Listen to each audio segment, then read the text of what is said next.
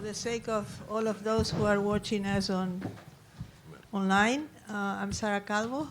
I am adjunct professor here at the Colombia University at the School of International and Public Affairs. And it's a great pleasure for me to moderate this panel.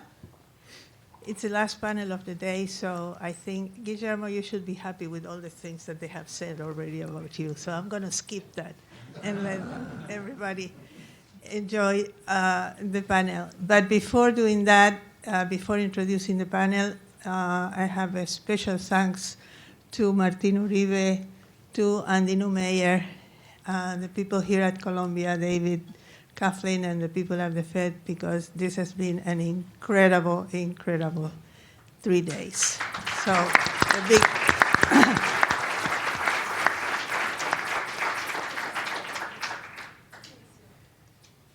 Patricio, of course. Patricio ha sido central por acá. I don't know where Patricio is, but thank you, all of you. So we have a great panel today to discuss limited credibility in policymaking. We have a former president of Mexico. We have the actual Minister of Finance and Public Credit from Colombia. And we have the president of the IDB. So in a minute, I will introduce them, how we should introduce them. So again, credibility, it's in our minds, in everything we do. And I think, as they say here, the proof is in the pudding. So without further ado, let's get into the panel discussion. Let me introduce it. We have Ilan Goldfajn, president of the Inter-American Development Bank since 2022. He formerly served as director of the Western Hemisphere Department at the IMF, also president of the Central Bank of Brazil, and before that, deputy governor of the Central Bank of Brazil, and he has also led several private sector positions in the financial sector in Brazil. José Antonio Ocampo is the Minister of Finance and Public Credit of Colombia. He is on leave of absence from his position as Professor of Professional Practice at CIPA here, Columbia University. He formerly occupied several positions in the United States, the government of Colombia, and several academic institutions in Colombia. Ernesto Zedillo Ponce de León is a senior fellow at the Jackson School of Global Affairs, and Frederick Eisman, 74, director of the Program for the Study of Globalization at Yale University. He served as president of Mexico from 1994 to 2000. He's a member of the Group of 30. He serves on the Global Commission on Drug Policy and on the Selection Committee of the Aurora Prize for Awakening Humanity and the Hilton Humanitarian Award. All of them with extensive academic career. So the questions that we're going to go with a round of 5-minute discussion and then followed by a second round. And the questions that I pose to the panel is their experience. How has it been to do policy making with limited credibility? In some cases, with very limited credibility. So we have been talking a lot about Mexico, so let's start with President Zedillo and his experience during the tequila crisis. Ernesto? Thank you, Sara. You immediately hit me on the face with that term invented by another Argentinian, Carlos Saúl Menem, the tequila crisis. You know.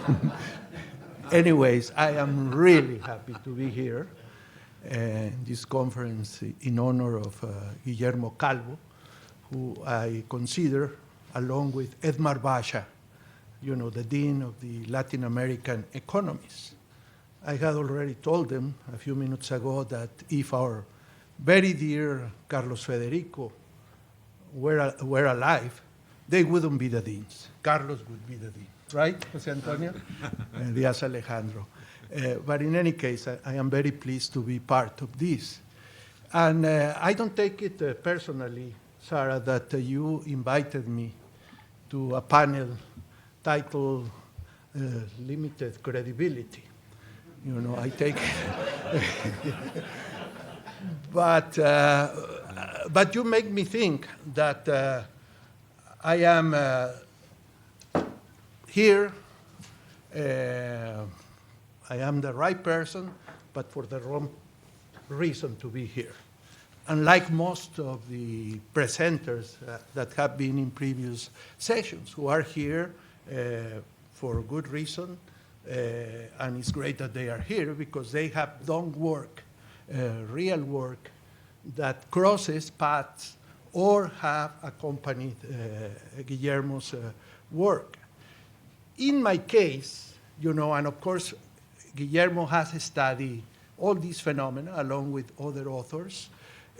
Well, in my case, I have suffered the phenomena that Guillermo identified, sometimes first than others, model, research, and produce incredible insights. Well, in my case, I just suffered it. All of those phenomena that he has described in his brilliant work.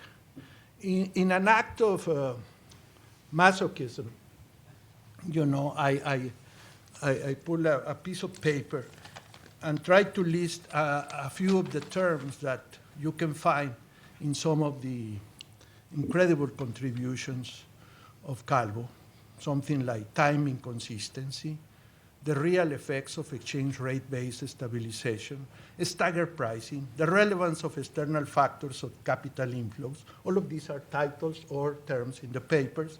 Varieties of capital market crisis, sudden stops and reversals, banking crisis and financial contagion, the unintended debt consequences of high interest rates in stabilization programs, that's very important, and of course, Carmen, fear of floating, right? Well, you know, this is an act of masochism for me, because you send me back so many years. And what is the story? The story is that in all of these things, Guillermo was right, and frequently short-term overlook, right? 10 days before I took office as president of Mexico in December of 1994, well, I discovered that Mexico had a peccadillo of time inconsistency, which is a nice term of very limited credibility, right? Why? Because we have been following an exchange rate-based stabilization that started a few years back and was considered quite successful. And that, of course, in a context of staggered pricing, too staggered sometimes. And by the way, you know, we were boasting how smart we were for doing all those reforms that, and it was our own merit, but Calvo had already said, hey, pay attention, this may be due to external factors. He always uses these terms which are kind of cryptic, you know, external factors of capital influence. It's not about you. I mean, he was not talking only about the Mexicans. He was talking about other important characters in Latin America and in other parts of the world. So anyways, you know, 10 days before I took office, I was announced that there was a severe time inconsistency. And the previous government said, okay, but we'll fix it before you come to us. Well, they didn't. They withdraw what had been agreed. And then, of course, the inconsistency only grew by the minute, really by the minute, by the second. And when I got to office, they said that we had $6 billion reserves. That's not true, because we have liabilities that were due within 1 month of almost 30 billion. So we had negative reserves. So, and yes, I immediately saw that this was not the problem that, for example, Alejandro Werner and Rudy had written about a year before. And by the way, Guillermo said, not that simple, boys. This is more complicated than that. I don't know if you remember having said that, Guillermo. And I saw that. I said, yeah, this is not, unfortunately, I am an expert on financial crisis, again, for the wrong reason. I had gone through a few others in Mexico before. Anyways, I realized that this was very serious. The initial movements to adjust the situation simply would not work because we had negative reserves. And we were losing, I don't know, I annualized the bleeding, and it was equivalent to 20% of GDP. I mean, we were just about to collapse and die. My reaction was, you know, we have to adjust for this at once. There is no other way but to, you know, restrict absorption, expenditure with whatever means, because we have lost, we are losing, not only because of the sudden stop and reversal, but because of other factors, real factors. We were having that contraction in national income that had to be corresponded by a reduction in absorption.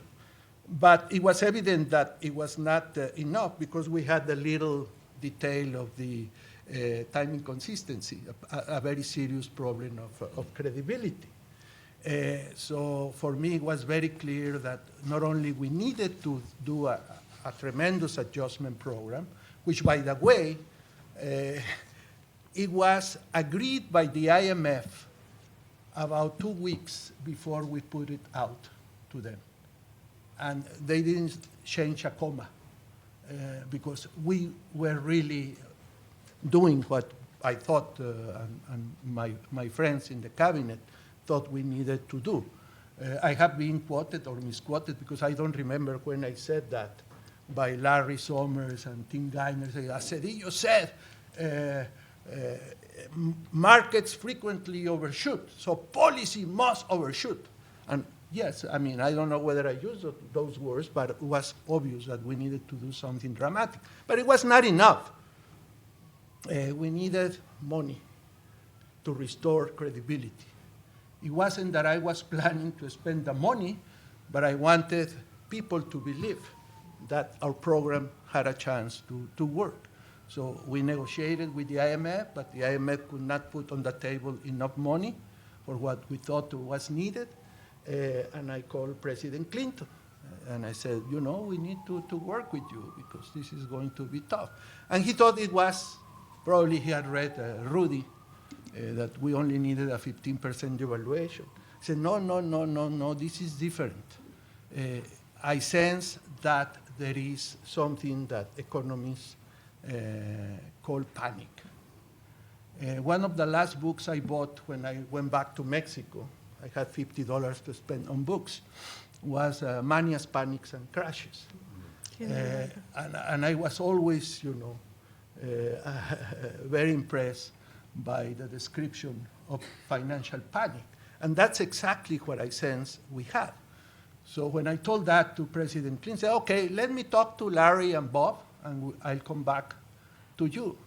And he calls me back 2 or 3 days later, and he says, well, you know, Bob and Larry say that you may be right. This is major. Anyways, the short story is that indeed the credibility of timing consistency is important, but this is created by overlooking these things that Guillermo, among many others, you know, originally or in very good company, model, research, and establish very, very clearly in his contributions to macroeconomics. The short story is that, in a way, we were successful. Of course, you would say, yes, with all that money that was lent by the Americans, yes, but we had to have credibility. I was reading some weeks ago Tim Geiner's book that he wrote after leaving Treasury, you know, and he reveals that he was a skeptic, Larry was a skeptic, Rubin was a skeptic. There was only one person there that thought that I was telling the truth, and that person was President Clinton. So he never even paid attention to when we said, we are going to create a moral hazard. He said, no, no, no, we'll do it. I think Zedillo is a good man. He'll do what he says. You know, that was his. And yes, you know, but they were also very smart. They were charging me a rather high interest rate. So I prepaid. In 2 years, it was prepaid. We adjusted, you know, in 95, but 96, the Mexican economy was growing. I don't say growing again because it was growing faster, and of course there were other factors like NAFTA that helped. And then between 96 and 2000, the Mexican economy grew 5% on average. In retrospect, we didn't complete the reading of Calvo and Carmen and others because our fear of floating still existed. Fortunately, and that happened when I finished, the central bank had lost that fear. And I think the rest of the history, as far as the central bank responsibility is concerned, has been a good story. So much, and that is not only the case of Mexico, but also of other Latin American countries, that we have had at some points very incompetent governments that do very bad policies, including other macro policies.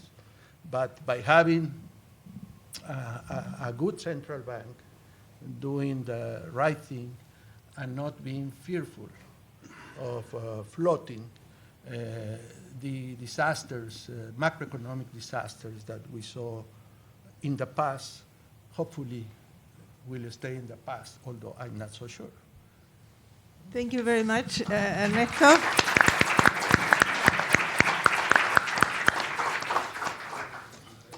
José Antonio, the title is just a title. So you have had several, been in several policy-making positions, so you can talk about your experience, past or present. Yeah. But no, thank you. It's a great pleasure to be in this conference in honor of Guillermo. I must say, I mean, it's, since I came to Columbia University, is that I have the opportunity to be a good friend of Guillermo and Sara here. So that's my great opportunity to have both of you, you know, as friends, and I think has been very good. Of course, you know, I guess Ernesto made a list of terminology which is very useful, and of course we have all been readers of Guillermo. I also, when he was in the Inter-American Development Bank, I had the opportunity to, you know, to follow lots of his work. I don't have this complex story that Ernesto just. Good for you. And even when I saw the title, you know, decision making with limited credibility, I said with complexity, because I think you know, decision making with complexity, which you know, how you generate credibility when you have complexity, and I think the complexity is really a characteristic of current conditions in many different ways. I just this term polycrisis that the Global Economic Forum made popular now is so much true. And let me say, first of all, we have the COVID-19 crisis, which the main economic effect is high debts, high public sector debts. I was Minister of Finance when Colombia had 15% of GDP as public sector debt. Now I have to manage the Ministry of Finance with almost 60%, 4 times more. So it's, that's one complexity. Then you have the geopolitical, the invasion of Ukraine and the strong effects it has had, some of which have been positive for Colombia, the price of oil as our main export, but very complicated in terms of food prices and fertilizer prices, which has been complicated because of a third element, which is the climate crisis. We have been really affected by floods. Last year, so Colombia actually grew very fast last year, 7.5%, but agricultural GDP actually fell. And so the food crisis is a mix of the international plus these domestic effects. So you have, in turn, you have a fourth crisis, which is a food crisis, which is, the effect that high food prices have for the poor, and which, for example, was a fundamental issue in the negotiations of the minimum wage, because in the minimum wage negotiations, the workers said, well, yes, it is true that inflation is so much, but for the low income, it has been much higher. So that, and that was the basis for the minimum wage negotiation. So the complexity of these combinations is the first topic. And of course, the fact that that means that for all of us, it's a mix of international and domestic factors. You can say domestic factors, I will not get into them, but it's complex politically, as in many Latin American countries. The current conditions are extremely complex. Actually, in Colombia, a bit less than in some of our neighbors, let's say. Anyway. But the second and most direct issue that I want to see is in terms of economic policy, monetary policy, fiscal policy, exchange rate policy, management of capital flows, whatever you can add to it. The issue of capital flows, of course, I'll come back to that because that has been central to Guillermo's work. But so this mix of supply shocks versus what you can do with economic policy and particularly monetary policy, which is demand management. So when you don't do monetary policy, the main effect you have, which are supply shocks, what is the effect of what you do? It's a complex. By the way, just for curiosity, Colombia has an independent central bank, but the Minister of Finance is the chair of the board. But it's only one out of 7 votes, so the Minister of Finance is very easily defeated in the central bank board. But I actually have to share it. So it has been very interesting to have the discussions. Anyway, so this issue of supply shocks, which is food prices in particular, fertilizer prices, of course, oil prices and the effects of gasoline and etc. Plus, you can say indexation, which is is also a supply shock, and of course, cost transmissions of different sort. So it's a lot of supply shock that are affecting inflation, and the question is how do you manage that? Anyway, so so what does the central bank do? Of course, as every country in the world, interest rates are increased, okay? Which it makes sense, of course, in terms of credibility of the central bank, but even more, or equally so, I would say, because of the effects on capital markets.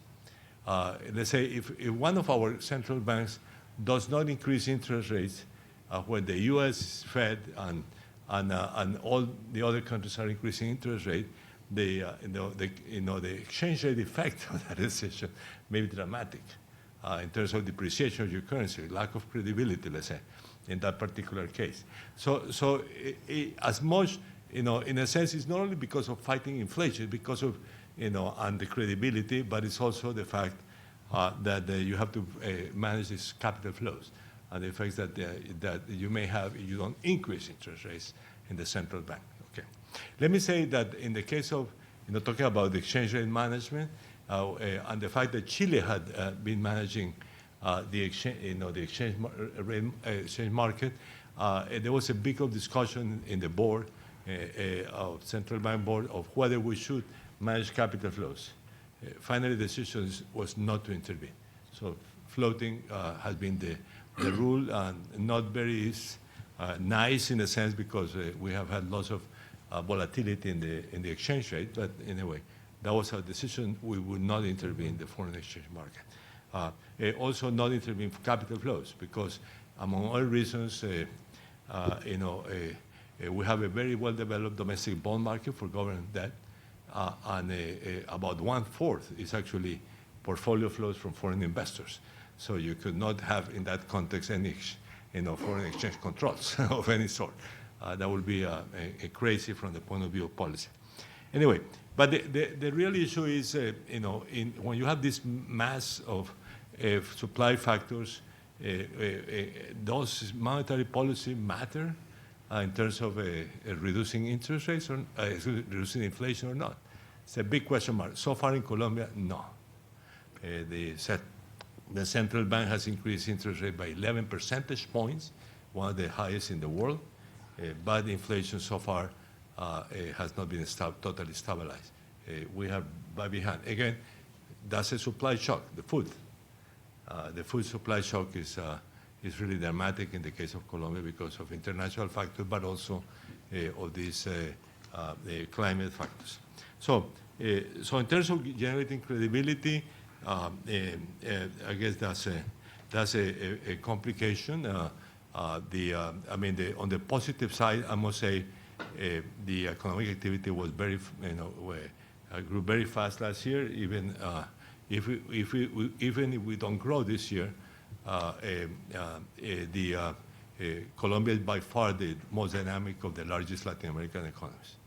Our annual growth rate, including the COVID-19 into 2020, is about 3.5% per year. The rest of Latin American countries about 1%. So in terms of economic activity, but the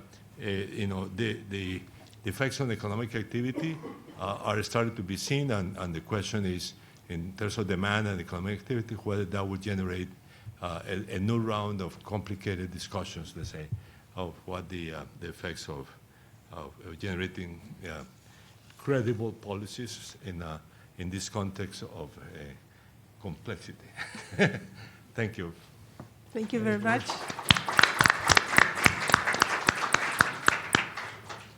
Ilan, you have your own challenges during the period of Banco's central bank governor and before. Well before, too. And before.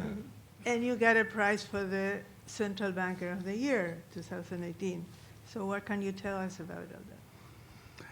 Thank you, Sara. It's a pleasure to be in this panel of very, very little credibility panel. It's an honor. Yes, I had my share of experiences, beginning in the first time I was at the central bank. That was in a political transition, 2002. Currency depreciated a lot. There was first Lula government, and there were issues whether the debt was going to be paid, if it's sustainable. There was limited credibility. Currency depreciated by a lot. Interest rates went to 10% real interest rate, which means more than 20%, 30% interest rates. So what do you do in terms of limited credibility? We basically, you look at the fiscal that was missing. Two things. One, communication. I remember I wrote, a very young economist, I wrote, are there reasons to doubt fiscal sustainability in Brazil? Basically doing the calculation. I think there were reasons to doubt, now thinking about that.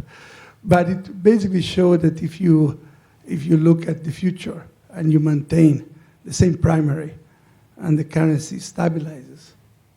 It was sustainable.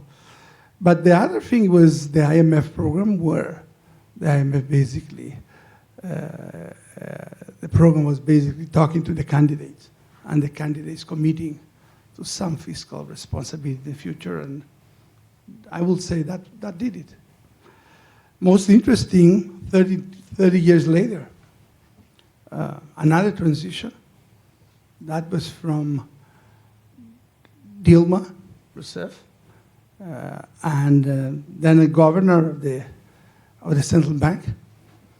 And again, currency depreciates. Inflation was 11%, which went up quite a bit, and recession. And the first thing they asked me was, are you going to change the targets? People that looking today at the emerging markets, you can realize that we are still in the same questions. And at the end of the day, we decided not to change the targets. It was quite challenging, but I will say feasible, especially because you are in the midst of a recession. It didn't look like there was anything substantial that will keep inflation high. Funny that 3 months later, 4 months later, the pressure was that we were, the targets were too high. They believed that we should start loosening monetary policy. Just 3 months later, 3 months before, they say, well, the targets are too high, are too low, and you should increase them. And then they say, well, I think you are okay now. Actually, you are too tight. So we basically say in Portuguese, vamos ancorar antes de flexibilizar, which means anchor before loosening, which I think is also something that we could, it's a lesson from very, very credibility countries to more credible countries, which you shouldn't loosen before you anchor. Finally, the third thing was, at the end, it was interest rates in the US went up, dollar strength, currency depreciated everywhere, and the pressure was, aren't Brazil going to increase interest rates? I mean, everybody else is increasing interest rate, depreciation is there. But what we had at the moment was to look at the framework. We had an inflation targeting regime, and the expected inflation was basically on target. Expectations were on target, so why we should? So we stick to there, and I think President Zedillo was mentioning what is the lemma? You should overshoot if markets overshoot. Well, I think in monetary policy that's not the case, because if you overshoot, it's not going to work. Maybe fiscal policy you should overshoot, but monetary policy is going to be quite difficult. So we maintain the framework, and it actually worked at the end. I want to end just to recognize Guillermo. Actually, they told me that we need to say in the right way, so Guillermo. So I want to recognize Guillermo's contribution in policies, and now I have the hat of the Inter-American Development Bank, and institutionally I want to thank Guillermo Calvo for the Calvo doctrine. You can see Calvo still at the IDB, was a very important chief economist. We still talk about credibility, commitments. Recently there was a book about trust, from the Research Department. Decades after you left, we still recommending countries of you need to build institutions, you have to avoid mismatches, to avoid fear of floating. You have technical assistance, giving the countries the conditions to execute some of the policies that we recommend. So I can tell you that the Calvo doctrine is really, really there decades after you left. So thank you very much.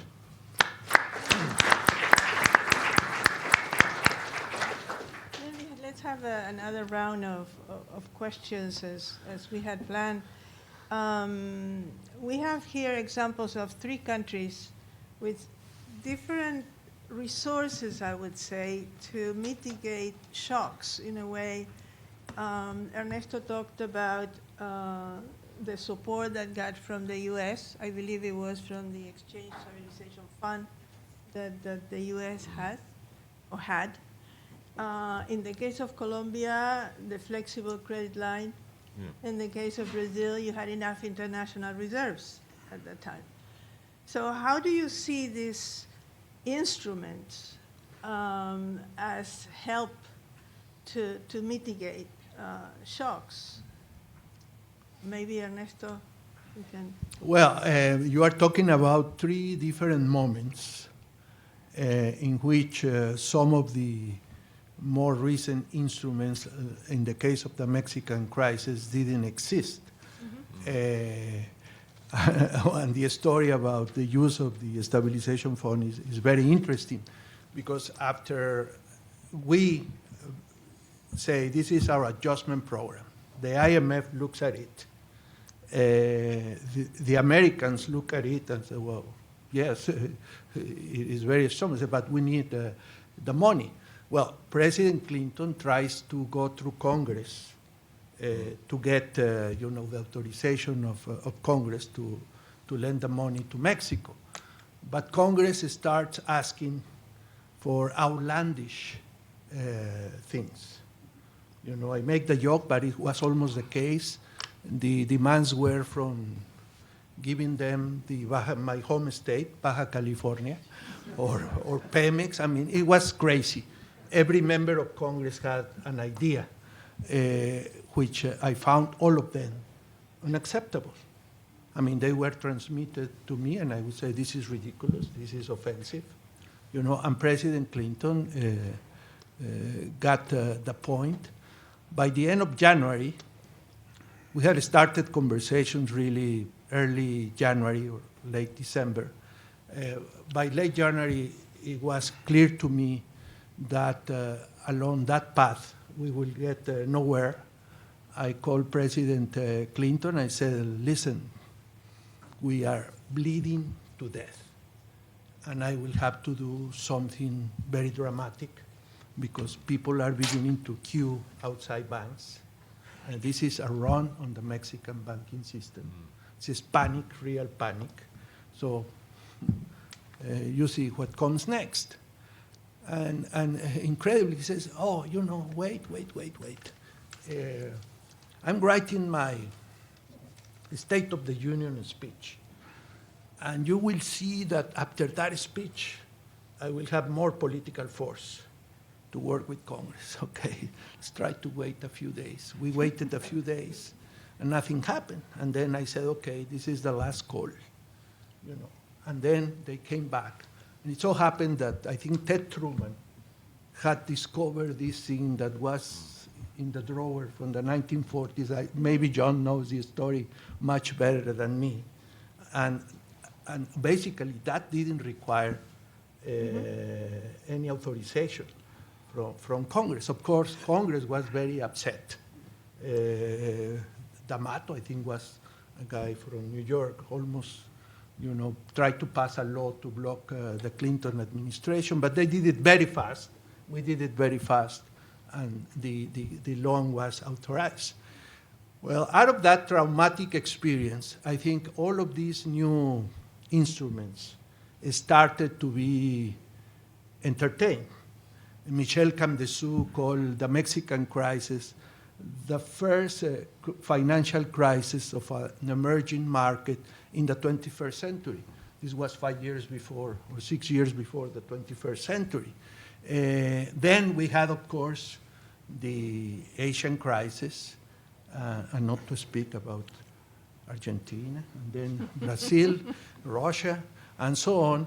And that's when, first at the level of ministers, the G20 was created, a Canadian and Mexican initiative. And I think at that point, they started to think new instruments, which now are available. Mexico has had this fantastic credit line of, I think it's 60 billion unused. Sadly, I would say, because during the pandemic we could have leveraged that to do better. But as Jose Antonio was hinting, whatever is available today may not be sufficient in a few, rather sooner than later. I think we are beginning to see, like a perfect storm coming together. If you look at individual debt indicators, well, you may not be terribly worried, but when you see the whole set and you see covariance acting in that whole set, then we may be in trouble and may discover that whatever has been done over the last 20 or 25 years may not be enough. And I think that's a very interesting point, because my list, applied, my list extracted from Guillermo's work, applied perfectly well to the Mexican case. But the Mexican crisis was in 1994, 1995. And the very same idiotic explanations about Mexico, that we were the blue-eyed boys of the neighborhood, and that's why we were able to have a current account deficit of 6% of GDP, and the world was so willing to lend us money. That was happening also in Asia. Actually, we saw that it had been a mistake in Mexico to get married to a predetermined trajectory of the exchange rate and negotiate that against staggered prices. And yet our Argentinian friends and also our Brazilian friends continue to commit the same mistake, not to speak of other countries. So the big question is, why don't we learn? We have learned something, at this point I made about central bank independence is important, and not be fearful of floating. But the rest of the lessons, when I spoke about overshooting, Ilan was talking about fiscal policy, really. You have to kill it with fiscal policy, and that's very dramatic. But if you don't do it, you will pay a higher price. So the question is why we don't learn for these individual cases, but also about something very important, which I think we will regret again, and that is the lack of international macroeconomic policy coordination. We went through the 2008-2009 crisis. It was recognized that there was a fundamental problem with that. Look at the declaration of the G20 in Washington, and then in London, and then in Pittsburgh, and all the things that were committed to do. And please make a balance of the degree of commitment of those promises. And the balance is, I would say, very, very negative. My silly prediction is that we will pay for that at some point, a very heavy price. Thank you very much. Jose Antonio? Well, Colombia with Mexico and Poland were the initial beneficiaries of the flexible credit line. And it had been by the way, Colombia had a confrontation with the IMF back in the 1960s, and it would be very difficult to convince publicly, internally, to have a conditional credit from the IMF. I think that was impossible. So the flexible credit line, as well as the monitoring that we had during the very easily during the debt crisis of the 1980s, but particularly during the crisis at the turn of the century as a result of the sequence of East Asia and Russia crisis. So we had a recession in 1999, and we had monitoring, but no credit from the IMF. So Colombia politically, it would be very difficult to have an IMF credit line. But his message here to my neighbor on the left, we are highly dependent on multilateral development banks. And I think that's well, also, by the way, on high levels of foreign direct investment. We have like 6% of GDP last year, so it's a very high level of foreign direct investment. But in terms of credit lines for the government, unfortunately, we lost our, credit rating during the previous government in 2021, and it's difficult. The last time we did, which was back in 1999, it took about 11 or 12 years to get it back. So I don't know, maybe this time will be shorter, but getting the good credit rating has been difficult. So what that implies, of course, is that private financing, this, I guess, together with the rise in the world interest rates, it made it very costly for Colombia to have private financing last year. Okay, so we totally depended on multilateral development banks.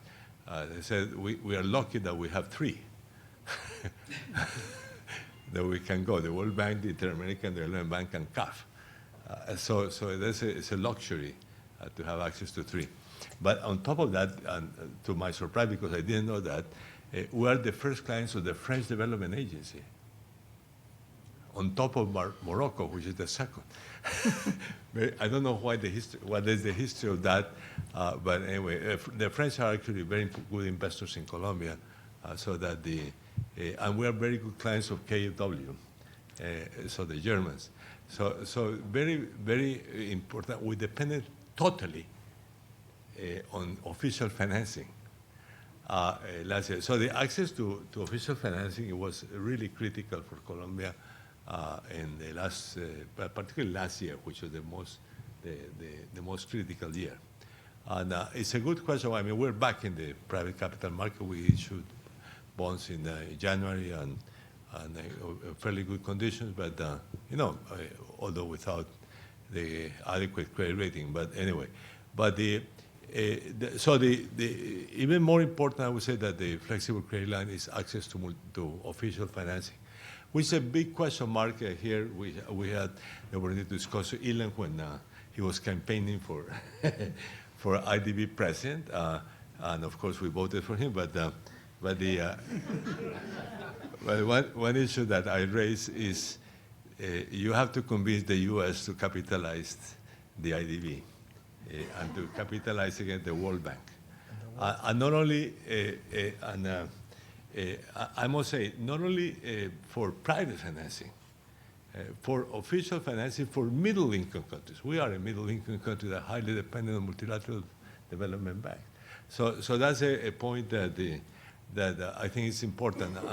I must say the position of the U.S. on this, when I talk with the U.S. Treasury, is not positive. It's very negative, and I think somehow, I guess, well, we'll see in the competition now for the World Bank president, or the lack of competition, because the only competition was 10 years ago when I participated. Actually, was one of the candidates.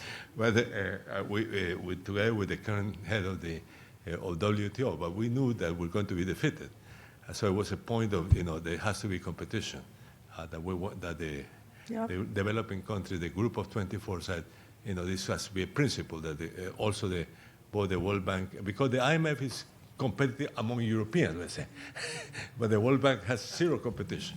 So that was the first time. But anyway, so I hope in the change in the World Bank, aside from the point of view, which is very good, to having, let's say, more for climate financing, which is, of course, something that we all support, that there is a recognition that middle-income countries sometimes need official financing, not subsidized financing, but financing, because the private capital markets, unfortunately, and I guess Guillermo are extremely procyclical. Financial markets in general are procyclical. So in times of crisis, which is when you need more, I was looking at the presentation, in the last presentation on, and I think this is the problem when you have a pro-cyclical financial market, and you are in crisis. What the hell do you do? You need official financing. I think Ilan was taking notes. So that is my point. I think the multilateral development banking system does have a role, and of course, for poor countries, of course, for climate financing, of course, but also for middle-income countries in order to have a counter-cyclical role in terms of financing. Thank you very much, Jose Antonio. Ilan? Well, Challenge. well, I'm on your left. That's the only thing I can say. But on the issue of first, the IDB is competitive. I just had a competition for president of the IDB, and thank you for your vote.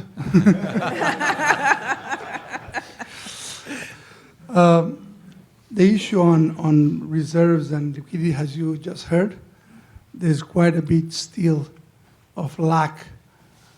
You can call it official financing, but at the end of the day, it's liquidity. And there are a lot of instruments there over the years. We just heard about the FCL, the Flexible Credit Line, IMF, more prompt liquidity based on preconditions. We have 4 countries there, Mexico, Chile, Peru, Colombia. For some reason, they're all from Western M. I think there's a signaling issue that you overcome when you go together. Other countries, and sometimes the same countries, are looking for other type of liquidity. For example, swaps. With whom? Sometimes if you can reach the BIS, that's a good one. Some of them have swaps with China.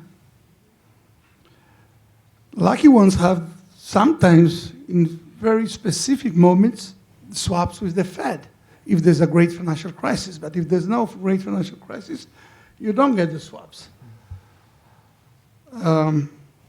There is a demand for liquidity, not only for middle income, but we are talking about for natural events. It's a new way of talking about liquidity because you have events, you need resources.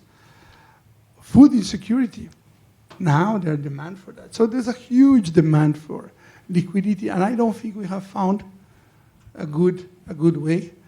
I still believe that the way to ensure it's still the old, costly way of accumulating reserves. It's costly because interest differential. Sometimes it's exposed is not costly. In the case of Brazil, for example, the interest differential was very large, but of course the cost depends on the depreciation. And if you accumulate reserves when the currency appreciates, and you sell the reserves when they depreciate, not always exposed, it is costly. But of course, ex ante, there is a cost. And there's a political cost of accumulating reserves because everybody looks 100 billion, 200 billion, it looks like there's a pot of money there. Why are you not giving me from the budget? The budget, you say you don't have the money, I look at the central bank, billions of dollars, give me the money. So that's still a very old way of ensuring and having liquidity. I don't think we have found a good way for emerging market, not only in middle income, but in general. The good news, I think we need to say that central banks in the region mostly have learned the lessons from the last 2 decades. We see them relatively independent. They're still under stress in moments, and we're going to see if they're going to pass a new stress in several countries. But so far, so good. Recently, with the global inflation, the central banks of the region were the first to react, and it looks like they managed to avoid a higher inflation. Still, you have inflation, but My impression is that they have done it before the rest, and with probably good results up to now. So I think they've done it relatively well. And some of them have rules, like not financing treasuries and fiscal. So they're tying their hands. So I will say in general, we have evolved, at least with most of the central banks of the region. So if I had the bad news in terms of the liquidity, still need to accumulate reserves, I will say that in terms of central banking, there was some gains in the last years and decades. Thank you very much. We have time for 1-2 questions. Andres, Liliana.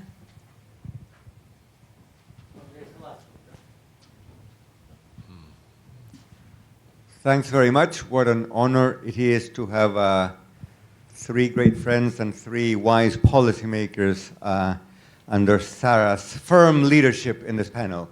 I want to ask a naive question. It's about institutions. Presumably institutions, strong ones, are a way to develop credibility. I say it's naive, of course, because it's very easy to create institutions in Latin America. It's very hard to retain institutions.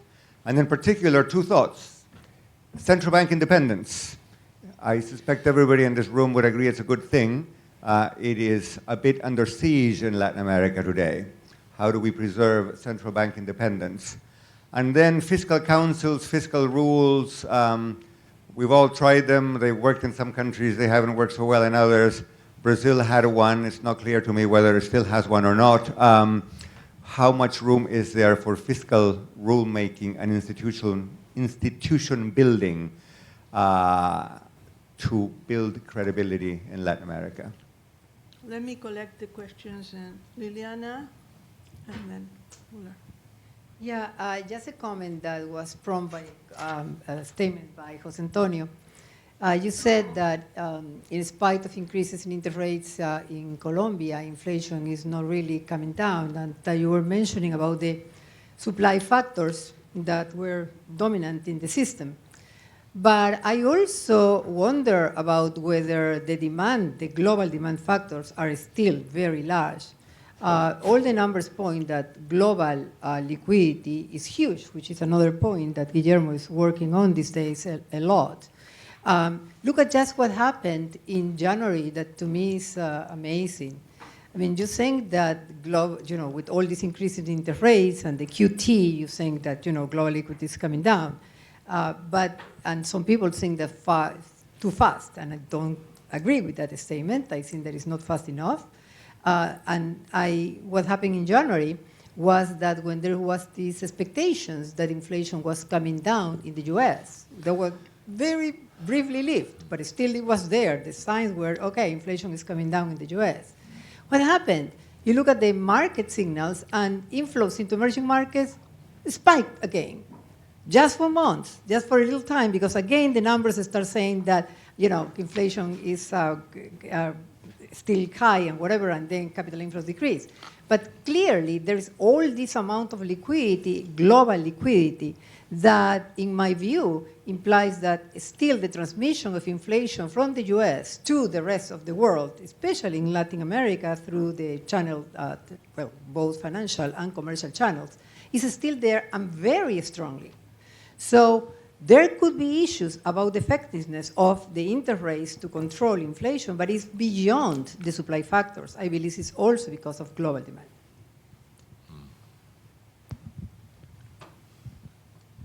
Yes, very nice panel. My question is for President Zedillo. So in 1994, the Fed raised rates a lot, 300 basis points in 1 year. This was a precipitating factor, maybe not the only factor behind the crisis, but I've often cited the 94 tightening as a success case from the U.S. perspective, but it was, but Greenspan didn't use forward guidance. So Greenspan was surprising. He took actions at odd times, including 75 basis points after the 1994 elections, but not before. Midterm elections. So But this time around, we actually have raised the policy rate more in a year than we did in 1994. And so far, we haven't seen the same type of crisis that we had in Mexico in 1994, so 1994, 95. So I'm wondering if the forward guidance that we're using today, if that had been in place in 1994, if you think that would have mitigated or eliminated the crisis or not, maybe they're just other factors. But I've been impressed that because we told people ahead of time, okay, we have an inflation problem, okay, we're going to have to move, we're going to move pretty aggressively, and then there was a lot of adjustment ahead of the actual policy rate moves, that the transparency and the forward guidance allowed us to avoid the kinds of crises that we saw in Mexico in 1994, 95. So I just wonder if you have any reflections on that. Thank you very much. Who would like to? No, you order. You are the boss. Ilan? Yeah, I can. On Andres' question on institutions, I still believe they are quite relevant. But the issue, what does it mean, institutions? Create a fiscal council, or say that the central bank has a specific committee, or sometimes in the region we have rules that they just they're not obeyed for some reason. They just are not implemented, or they don't happen. So I think institutions are more than just the rules you set or the laws you approve. It's actually the culture, and that's much more difficult to have, and that might take quite longer. On the interest rate that Liliana was mentioning, yes, but I think it's related to the fact that central banks in the region they hike interest before, and the perception of markets was this was the place that you'll start losing before. Therefore, this is where I want to go. It's more the fast money getting in fast. On forward guidance, I don't know about Mexico. I'll let President Zedillo answer, but I can tell you that forward guidance is quite important for emerging markets.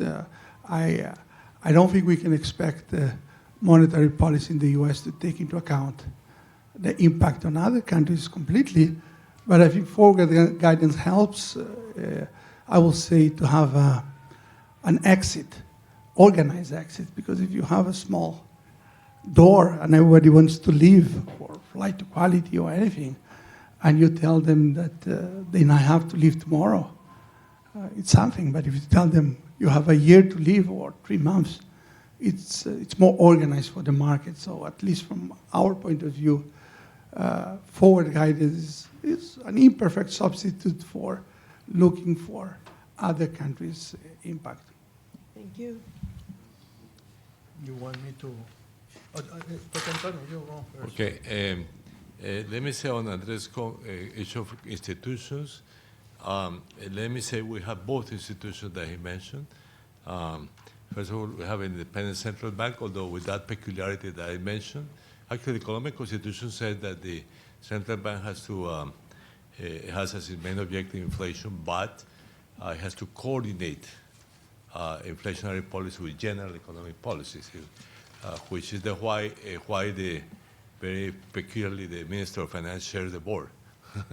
But I, from my experience, I've been, of course, twice minister, so I have shared the board twice. But at the same time, I have also been an independent member for almost 3 years.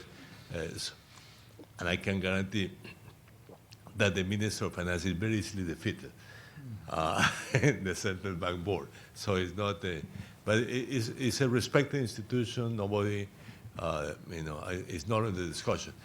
The fiscal rule, again, we developed basically with Chile a similar system, 20 years ago, which has both a counter-cyclical element and adjustment for oil prices in the case of Colombia, copper prices in the case of Chile. So that's the institution that we have. I think is, again, let me say, but I guess the complication that we have is that it was suspended during the COVID-19 crisis, and it really becoming effective again this year.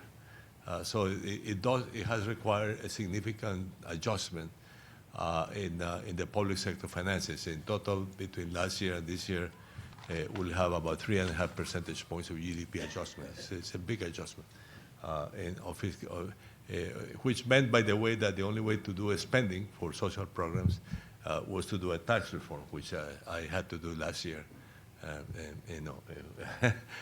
Anyway, but so that in order to be able to spend, so it's in meeting the fiscal rule, which we are going to meet. By the way, the fiscal rule has one little advantage for a minister of finance. It helps, limit the rest of the government.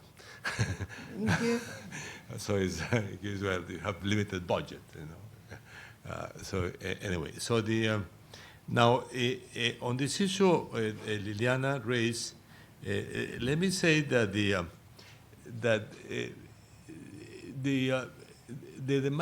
global demand effects have not been very important. I think the important shocks for Colombia have been supply shocks, really. Positive in the case of oil and coal prices, which are exports, but very negative in the case of food prices. But the complication and the financing, the available financing, as I said, at least to us, has not been an advantage. Perhaps because we lost the credit rating, but also because of the rising interest rates in the U.S., which means that financing has become more expensive.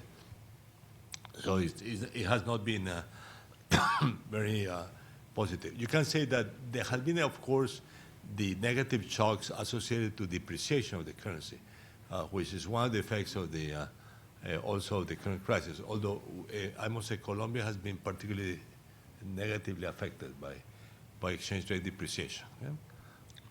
So it's not not the advantage. Again, I think for Colombia, access to official financing has been the really important factor. Well, let me well, if I wanted to give a charitable version of what happened, yes, I would say yes, if Greenspan had given forward guidance, we would have known better. And, well, I would be very careful because that is not really true. I think, Greenspan started, or the Fed started to raise rates in January, I think, of '94. So we had very clear signals of what was happening. And in fact, history will not be on our side for that charitable interpretation. Do you want more, different kind of guidance than the one that Chairman Volcker did when he was,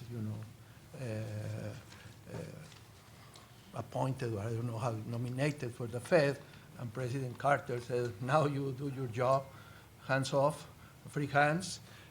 He started in 1980 to raise interest rates. And the Mexican government, not only it didn't react, in May of '81, the price of oil collapsed.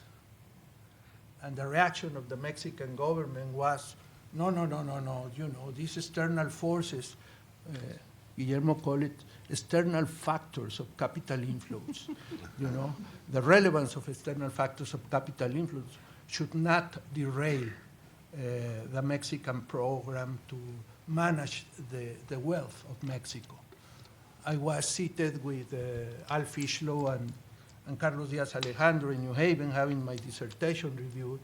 When I was called by my boss, okay, come back, you no longer have permit to stay in New Haven. And I was called back, that again, the central bank, it was not independent, but they were very serious people. I said, you and Guillermo Ortiz will work secretly in a stabilization program because we believe that what we lived past years is over. Well, after that, and we produced a program But the Mexican government continued to borrow, and of course bankers continued to lend money to Mexico until August 1982. So I think we had the forward guidance,